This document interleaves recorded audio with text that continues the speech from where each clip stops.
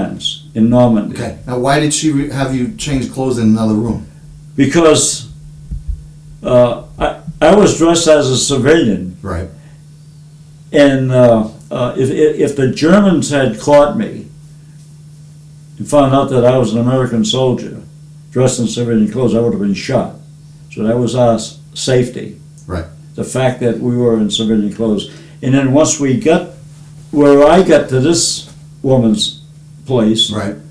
the other three went other places because based on their nationality. Right. So I was really more concerned about me than the others. The others went different places.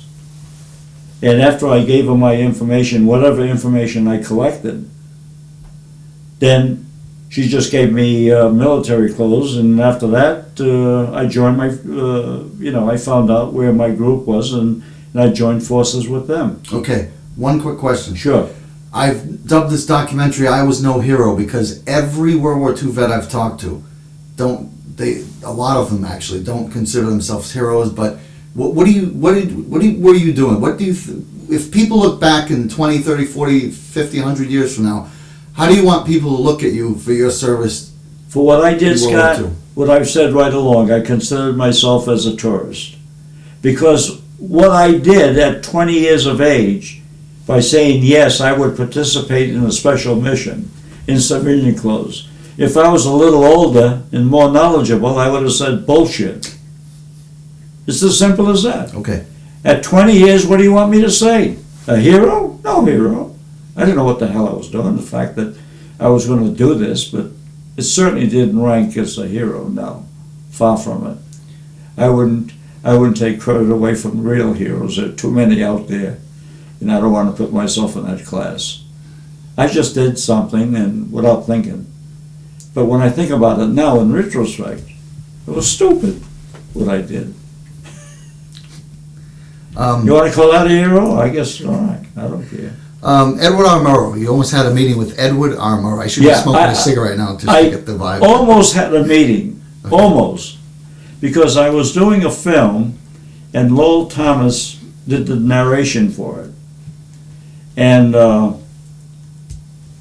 I remember driving a vehicle, a truck, from Bay State Films in Springfield, where I was working for. And I drove the truck and equipment to Lowell Thomas's estate in Pauling, New York.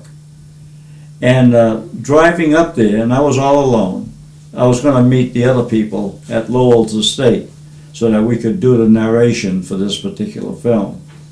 And I happened to notice the house next to Lowell's.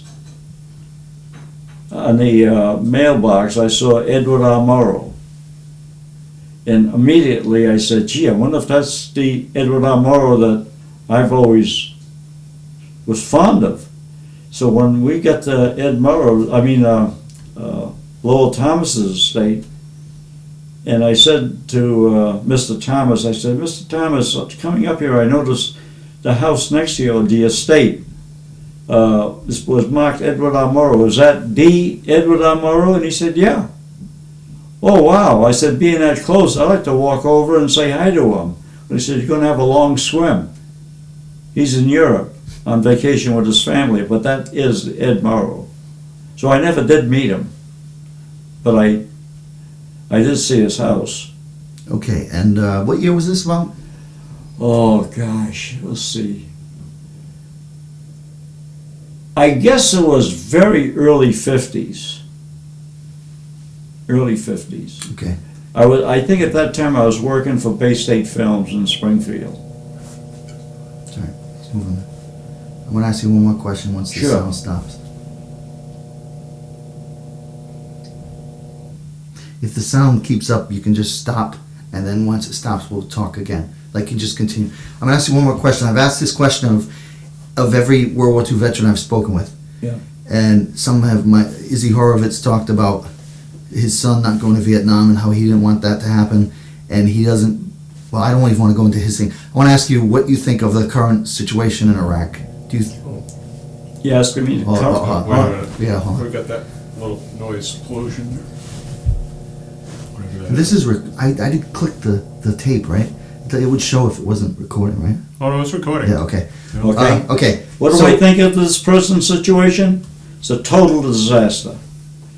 It has made a mockery of my country, which I gave almost 5 years of my life to. And that is the honest feeling that I have Okay. about this president, this administration, what it has done to us.